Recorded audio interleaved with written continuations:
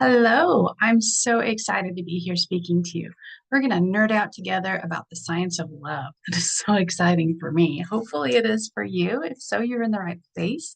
My goal is that you learn a little and have a lot of fun. Who's up for that? Awesome. So, you are in the right spot if you are here for the science of relationship. I'm Wendy Macdowall, your friendly neighborhood couples connection specialist. Back in my corporate days, I was like the relationship paramedic, patching up all of those work related spats with metaphorical band aids. But, deep down, I knew the real healing needed to happen at home. Why? Because I'd been there myself. Yep, even before my incredible husband came along, I wrestled with relationship woes, and it definitely impacted my work, no matter how hard I tried to not let it. My ex and I were like two ships passing in the night. Intimacy was a distant memory. And let me tell you, I was pretty miserable. So I took a leap and I left my cushy job and I invested over $20,000. Yes, you heard that right. Over 20,000 and studied under relational gurus. I learned from the Gottmans, I learned from Stan Tech, and I learned from Bessel van der Kolk about uh, trauma and how it lives in your body and all the things so that I could understand relationships. I was determined that I would never, ever find myself in a position like that again. And guess what? I cracked the code. Not only did I create an amazing partnership with my now husband, including a dream wedding in a castle in Scotland, I discovered that anybody can do this. It's really not that hard. You just have to know how, and then you got to practice and practice and practice. But it's doable. It's skills you can learn. Now, as a relationship nerd, I swoop in to rescue couples from endless battles, or even worse, that radio silence where you're not talking at all. And together, I work with my couples to reignite that spark and bring back the joy they thought they lost forever. So much fun to watch that happen in real time right in front of me. So now you've heard a little bit about me, and I would love to get to know you all just a little bit better. So if you could drop in the chat for me where you're from and what you're hoping to get out of this workshop, I would love to see that. Okay, so I'll check back on that in just a minute. So raise your hand if you're sometimes a perfectionist. Guilty. Trying to create connection with your partner or anyone that you're in a high stakes relationship with by doing things perfectly can be maddening. And the reality is, we can't, right? None of us can be perfect no matter how hard we try. But because we can be so mean to ourselves when we mess up, we often get discouraged and give up. I didn't realize it until a friend pointed it out to me once how often I would say out loud the words, "Oh, I'm so stupid." You feel me? Yeah. Some of you probably shaking your heads. Yep, that's me. I'm in this video. That was an eye opener. Since then, one of the things I've learned along the way is that when I mess up, instead of saying I'm so stupid, I can say something different. I tell myself instead, I'm channeling my superpower because my superpower is learning, right? So let's try that. All of you, please say it with me. Ready? On the count of three. One, two, three. I'm channeling my superpower. All right. Who doesn't want to be a superhero after all? So next time you find yourself wanting to say, I'm so stupid because you maybe did something a little silly or maybe you got something wrong, just remember that you're channeling your learning superpower and it's going to be okay. Now, I'm going to do everything I can today to make this a seamless, fun, and informative event. But if I make a mistake, which I might, feel free to remind me what a superhero I am, okay? Sounds like a good deal. I appreciate you. Now, given that we're talking about science today, let's get in the mood. Imagine you're on a rocket ship headed to the moon, but let's say something unexpected happens. Uh, Apollo 13. And you have to shift course by 1 degree. Now, they didn't get to do that. They had other problems. But suppose your ship is still working. You just got to make a little adjustment. By the time you've gone almost the 240,000 miles to reach the moon, that 1 degree shift might have you headed for Mars instead, which may be really awesome if you always wanted to go to Mars. Hopefully that's the case. But if not, you're definitely going to learn some things along the way. The same thing goes with our workshop today. You've been bumping along in your life and things are going fine, which is great. But you could have one insight today that could put you on an entirely different trajectory that a month from now, or even 3 months from now, words, could result in moving you closer to understanding what makes a real lasting love. So how would you do that? I would invite you to listen for the 1 degree shift for you. The one little thing you can learn and implement right away today. Sound like a plan? All right. I bet you did not wake up this morning thinking you would be doing any time traveling today. Anyone? Anyone? No? But guess what? We're going to take a trip through time because our modern understanding of attachment theory, which is our topic today, has its beginning in the dim and murky past when humans were first evolving. We don't have time in this class because I have promised to be done within an hour, maybe a little less. So we don't really have time to examine all of human history. We just can't do it. So our story is going to start almost a century ago, all the way back in the 1930s with Konrad Lorenz. Imagine waking up one day and finding a group of adorable little goslings following you around like you're their new best friend. Now, I'm dating myself, but this immediately brings up Anna Paquin in my brain because she had a movie about just this very thing. That's exactly what happened to Konrad Lorenz. He's a trailblazer in the study of animal behavior, or ethology. I think I'm saying that right. Back in the 1930s, he made a groundbreaking discovery about a process called imprinting. Lorenz found that certain animals, like goslings and ducklings, form an attachment to the first large moving object they see after hatching. This could be literally anything or anyone. In his experiments, he was the very first things these little fluff balls saw. He made himself that first moving object. And so they would follow him around as if he were their mother and completely ignore their mother for the most part. This process, known as imprinting, is an innate behavior hardwired into their genetics. It just is. They just do it. They don't have any control. It's not like they're making a choice here. This is just what their brains are wired to have them do. It has significant survival value because it ensures that the young stay close to their caregiver, boosting their chances of survival. So typically how this happens in the wild is it is their mother that they are imprinting on. And so they immediately have a role model and protector right out of the gate, and they know instinctively to stay close by her.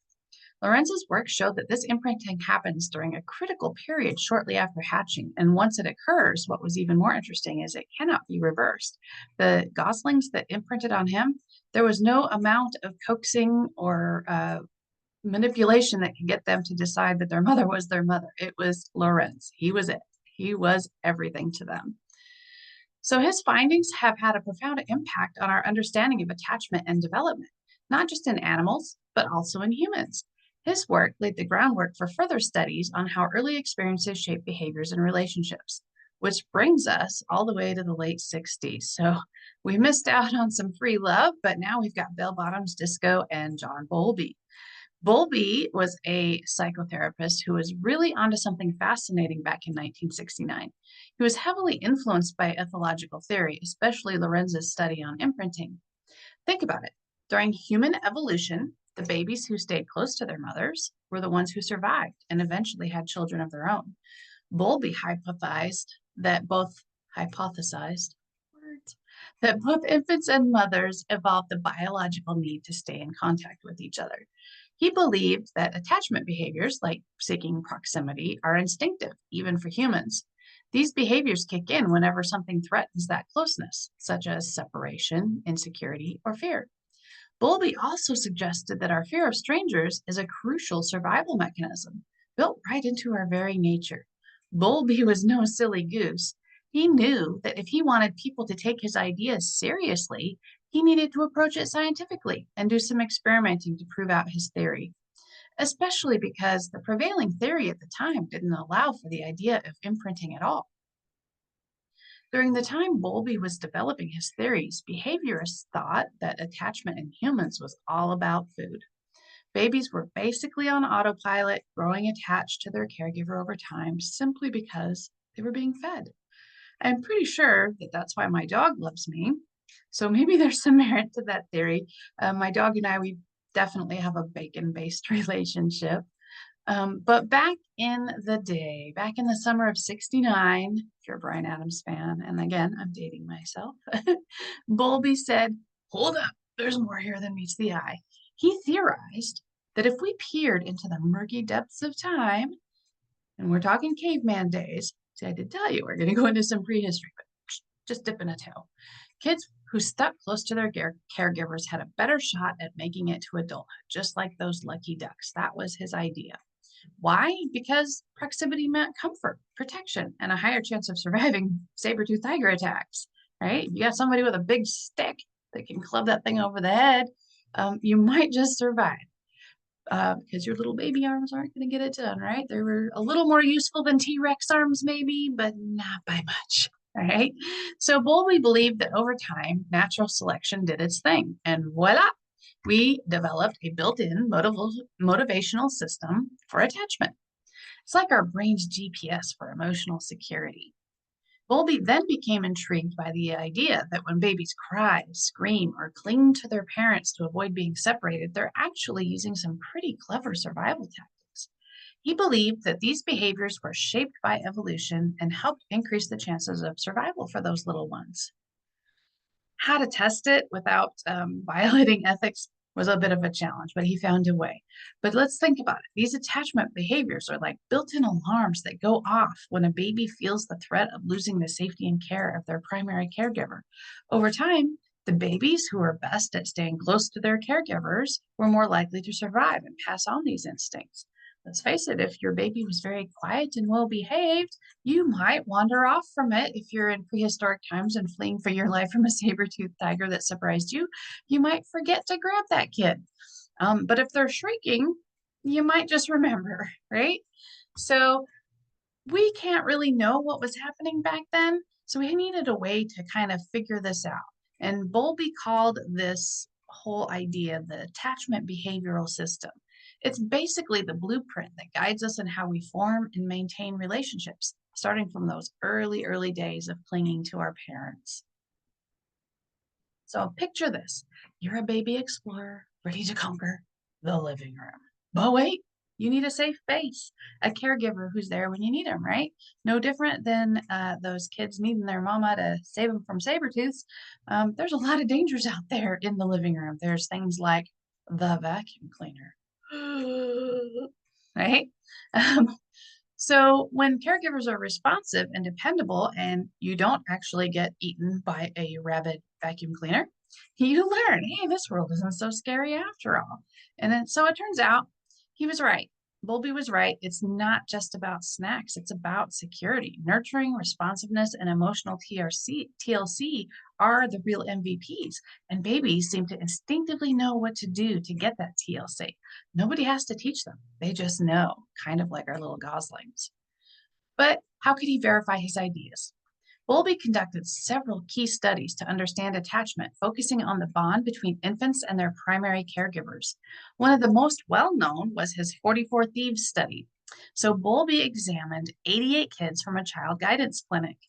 Again, like he can't just go and abandon some kids. So that wasn't an option. I think that would have been frowned upon and still would be, although there were some that definitely did some shady studies with babies back in the day.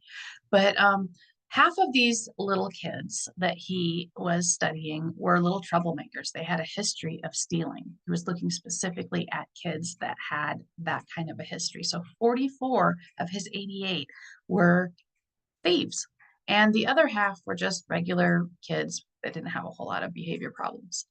Bowlby dug deep into their backgrounds and he found something intriguing.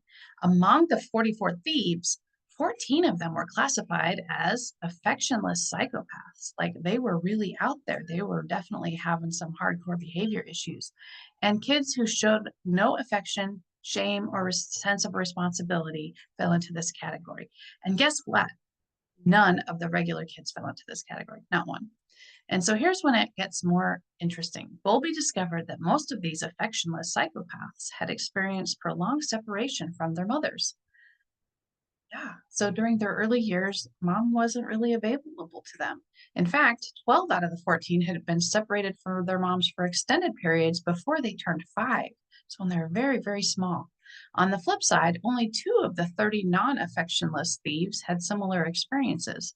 So even the kids that kind of fell into thievery, some of them were doing better. And those ones did have their caregiver around when they were younger. The ones that were really struggling with deep psychoses were the ones who had not had a reliable attachment figure when they were very little.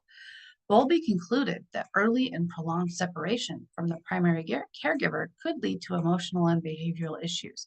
Now, he couldn't prove it without a doubt, but he was definitely starting to see a pattern here. So, this supported his broader theory that a strong attachment to a primary caregiver is crucial for healthy psychological development. So, what does this all mean? Bowlby's study highlighted the importance of a stable and continuous relationship with a primary caregiver during early childhood. It also influenced practices in childcare and adoption and social work, emphasizing the need for nurturing and consistent caregiving. Um, Believe it or not, because the times we live in, this is sort of unthinkable and shocking, but back in the day, they really didn't think that it was really necessary to provide the children in the adoption and foster care system that needed support with a primary caregiver. They just thought, as long as we feed them and clothe them and house them, they should be fine. um, and as we are learning, that is not necessarily the case. So imagine you're a detective on a mission to uncover the secrets of human attachment. And that's pretty much how John Bowlby was approaching it. He was doing this with his observational studies. He was like Sherlock Holmes of child psychology, piecing together clues about how early relationships shape our lives. So he did some hospital observations.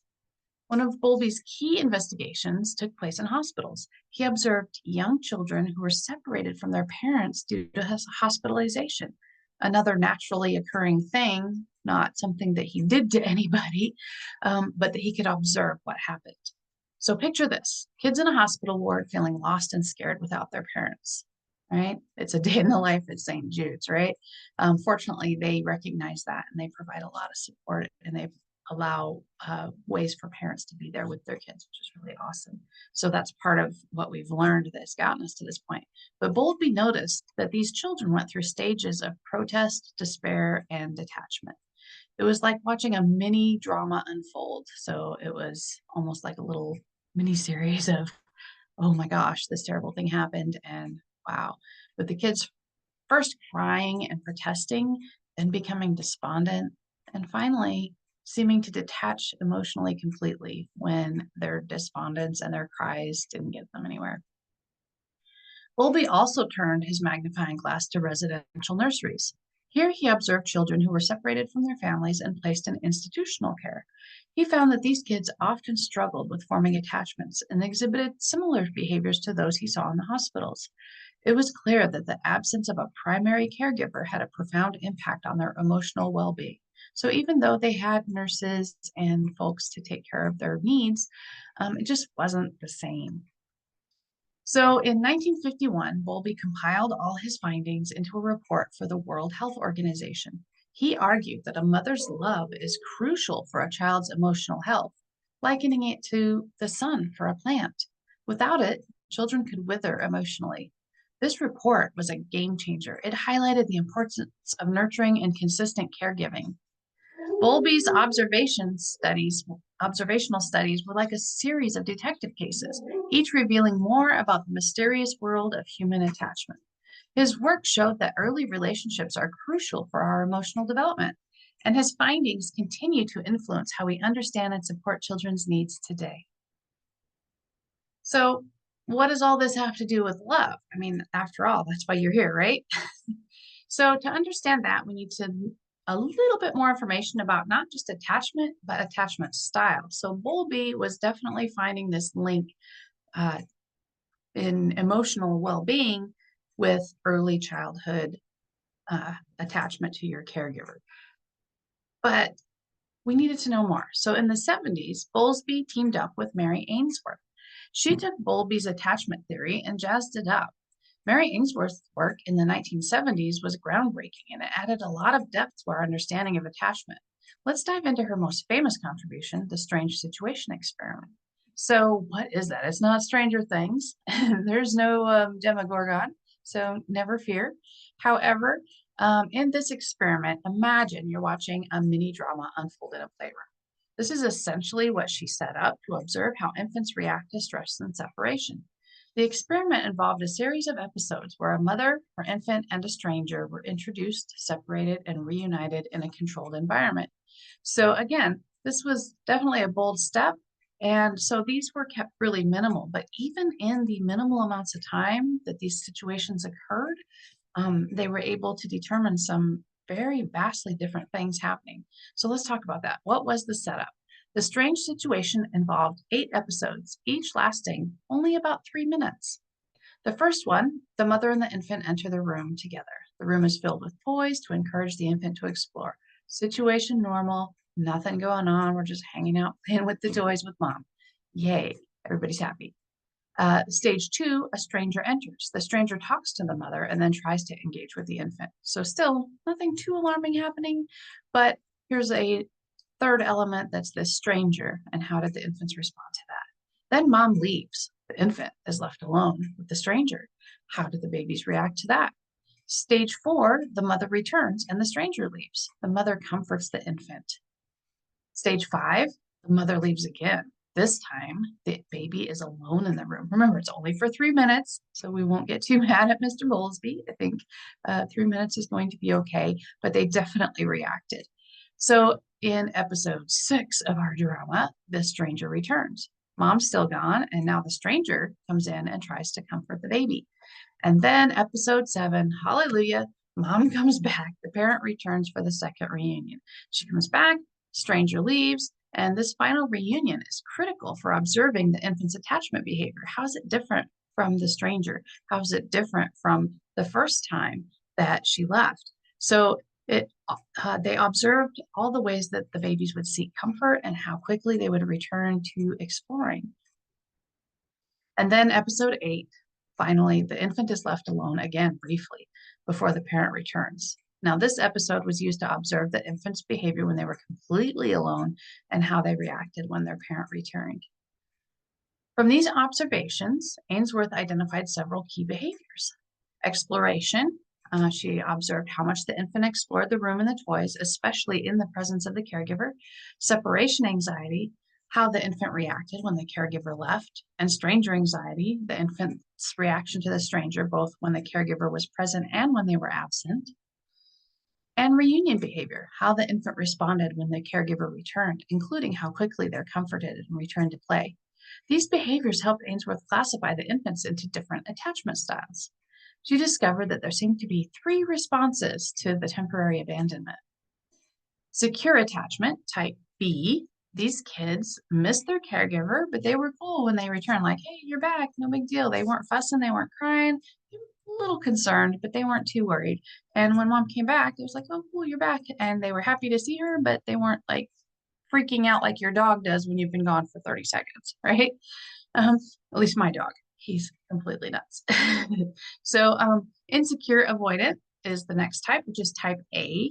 These little rebels are not fazed by the caregiver's exit at all. They're like, peace out, mom. And when she comes back, yeah, whatever, they keep playing. They don't really seem to register mom being there or not being there. It just really doesn't matter to them. They've kind of shut off to any kinds of emotional attachment to mom. And then there was the insecure ambivalent type, type C. These little drama queens freaked out when the caregiver leaves. They act all love me, hate me when they come back. So they're excited to see her. They're like, yes, no, yeah, no.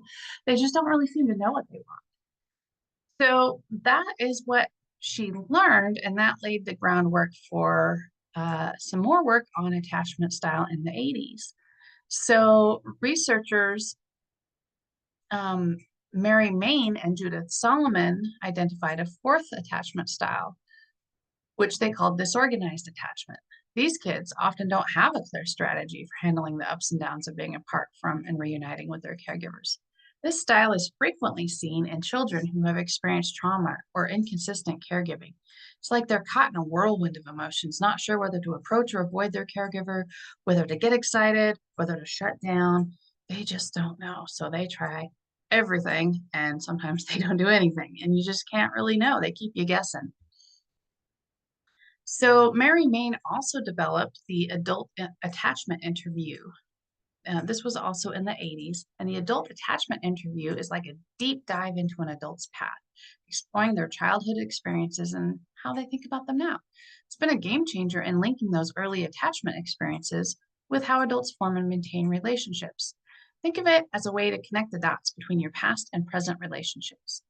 So now at last we get to the current century and why this can help you in your relationship. It turns out that we carry those toddler attachment styles into adulthood with us like little backpacks. So let's take a few minutes for you to find out more about your attachment style. There's a link for a free short quiz. It takes about 5 minutes. So you can do that at any point. It's in the notes for the show. And check it out. It only takes about 5 minutes. And it is a variant of the AAI that Mary Main's developed. So I don't have any affiliation with the group that this belongs to, although I am a participant myself. Before I even studied this stuff, I had done this quiz online. So go ahead and give it a go. And if you want to, you can sign up to have them continue to touch base with you throughout your different stages of your life and your relationships. And that can be really interesting. So let's take a look at a little bit different take on this because all of this stuff is really interesting, but it's all kind of really techy and scientific, and it can be a little difficult to understand. So Stan Tatkin created the psychobiological approach to couples therapy, or PACT, in 2010, along with his wife, Tracy Bolden and Tatkin. They established the PACT Institute to train mental health professionals in this innovative approach, which integrates attachment theory, what we're talking about now, developmental neuroscience, which I cover in another class in this Science of Relationships series called You've Changed, and arousal regulation, which I also have a class out for, which is called You Need to Calm Down, with a nod to Taylor Swift, right? So Katkin wanted to make understanding attachment styles easier and more accessible for the couples he works with, so that they could more easily identify their own style and that of their partner and begin to work with it. When we work with our attachment style and instead of against it, we have a lot better results. Go figure. So Tatkin's unique and relatable way of describing the attachment styles takes us to the sea. He uses the terms anchor, island, and wave to represent different attachment styles, which can make it easier to understand and remember. Anchors are Tatkin's version of a secure attachment. Anchors are like the steady, reliable people in relationships. You've probably at least had one friend, or maybe your friends are lucky and you are that friend who just kind of seems to hold it all together and keep things going when everyone else is struggling, and they just are like a little oasis of calm in the storm. They were raised with at least one caregiver who was consistently responsive to their needs, typically. So this provided them a safe and supportive environment. And as a result, they feel comfortable with intimacy and independence. So they can be close and far, and they're okay with that. And they understand that there's an ebb and a flow, and they're just really comfortable with that. And then we have our islands. Islands represent the avoidant attachment style. Imagine someone who values their independence above all and prefers to handle things on their own. They don't want to rely on anyone. They can do it all themselves. They don't need you, right? We've all probably known somebody like that, and maybe you are that person, and maybe you pride yourself on that, and there's nothing wrong with that. That's a strategy that you learned as a very young child to cope with things. Islands often grew up in environments where their caregivers were emotionally unavailable or unresponsive. They learn to rely on themselves and can sometimes seem distant or detached in relationships.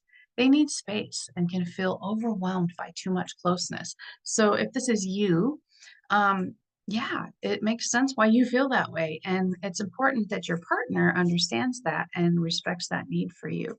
So if you are with that person, then it becomes a little bit more of a challenge.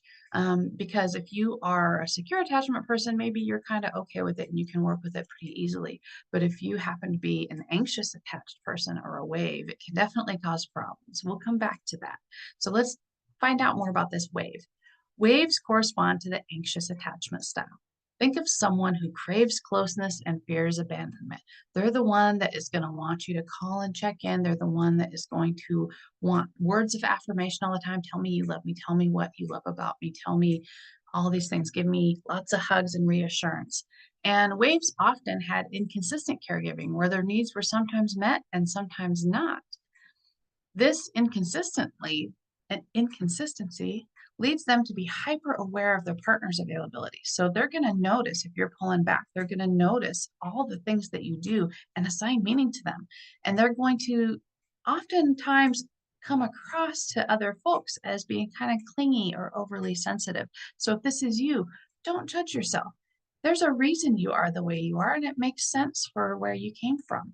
And it's really important to help your partner understand that it's really a legitimate strategy you've developed in your life to cope with that kind of ambivalent caregiving. Now, if your partner is the wave type and you're not, that can also be really challenging because it can feel really overwhelming to have their constant need for reassurance and connection. If you, especially if you're an island and you're more like, oh, I need some space. So none of these, it's really important to understand that none of these are wrong. And a lot of times we make them wrong. Either we make ourselves wrong for being the way we are, or our partner makes us wrong because it's different and it feels strange to them. But there's really nothing wrong with any of these. They're just different strategies to get your needs met. And the more we understand each other and ourselves and how we act with our attachment styles, the easier it is to find a way to come together. Atkins' approach emphasizes understanding these styles to improve relationship dynamics. That's a big part of his PACT training. By recognizing whether you or your partner are an anchor, island, or wave, you can better navigate your interactions and create a more secure and fulfilling relationship. So given what we've learned so far, and if you've had a chance to do the little quiz, you might be starting to have a better idea what your attachment style is. And you might be noticing that, yeah, after I take this quiz or after I look at these words and think, yep, I'm more of an island, or yep, I'm more of a wave, um, it kind of explains a lot. And understanding your behavior is the first step. And then you need to be able to communicate about it. So once you understand your attachment styles, you're better equipped to sail the seas of intimacy, and that dance that has you and your partner alternating closeness and separation, trying to find the perfect rhythm for both of you. I mean, that's what intimacy is all about. It's not just closeness, it's closeness and separation because we need both, all of us. Even if you are a wave and you think what you need all the time is closeness, sometimes you really need to kind of have some time away to regroup and just be you without any pressure. And even if you're an island and you feel like you can handle everything all by yourself, the truth is you can't. Humans are by nature and by our biology and herd animals of a sort. We thrive in communities. We need connection. So a lot of times our islands don't really want to confront that. And it can be really difficult for you to maintain relationships in that case. And so it makes sense though. If you've been feeling abandoned, it makes complete sense that that would be difficult for you. So having the ability to understand where that's coming from for each other when you're in a partnership can be really critical. Someone with a secure attachment style or an anchor can often bring an island or a wave into their safe harbor of calm. Those are usually pretty good partnerships that can hold up, because as the anchor kind of exudes their calm and they're very present and they're very available. So when their anxious partner needs extra attention, they're cool with that. When their avoidant partner needs space, they're cool with that. And so as the avoidant or anxious partner gets their needs met, they start to relax and become more secure. But where things can get difficult was when an anxious and an avoidant get together, which happens a lot. Let's face it, opposites attract, right? We attract into our lives the very thing that's going to help us to grow. Wherever we need to grow, we're going to attract something that's going to give us the opportunity to do that. So waves and island partners often find one another, and it is a really challenging dynamic. And so that's where the kind of "why won't you just talk to me" phrase comes from. You might notice because I led with that title that I myself tend towards more anxious attachment. I've become a lot more anchor-like in the past several years as I've learned and really dived deep into this stuff and have built a really great partnership. But I am who I am. And so I tend a little bit towards anxious attachment. I'm a little bit wavy, even though I've become a lot more anchor-like. And the truth is, our brains are pretty plastic and we don't stay the same. Our attachment style can shift, especially if we put conscious effort into it. Um, you're always going to have some tendency towards that early childhood attachment style, but very conscious awareness and practice and building relationships where you are secure help you move more and more towards that anchor space more of the time. And that is the goal. And that's why this information is so helpful, because it's a lot easier to do that when you're aware of it, when you can be very intentional about it. So recognizing the pattern is half the battle. And then that opens the door to having conversations when neither one of you are triggered about how you'll handle these differences. So practice and patience come into it. But over time, with that practice and patience and understanding, both partners can become much more anchor-like, which is definitely a very more settled and peaceful existence if you're in a relationship. So navigating these seas is one of the things I support my clients with. Guided practice during our sessions, along with helping them with their communication so that they can communicate really effectively and empathetically with each other, helps them move towards that mutual anchorhood in their relationship a lot faster and a lot more reliably. And that wraps up my presentation for today, but I am so excited about that, that I wanted to take the time to give this information to you so that you can get started on the road to understanding your own attachment style, your partner's attachment style, and gaining a basis of conversation to start talking about it. Because the more we talk about it, the more we know, with a nod to LeVar Burton, the more you know, right? Reading Rainbow.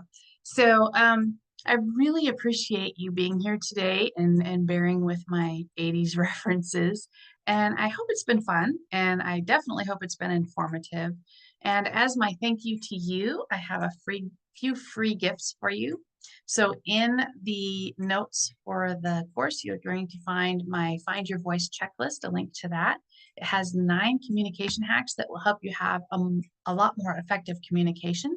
So you'll have that ready for you just in time to dive into that attachment style conversation with your partner. You can grab that at the link below. It's info.therelationshipnerd.com / no, that's / find your voice _ checklist. But if that's all too much to remember, it's right down there. You can grab it there. Thanks so much for coming on this journey with me. I've really enjoyed traveling through the past with you, and I hope it's been helpful. Let me know, give me some feedback in the comments. I'm pretty thick-skinned, so let me know what you didn't like. Let me know what was super helpful, okay? Have a great day, and I'll see you back here for You Need to Calm Down.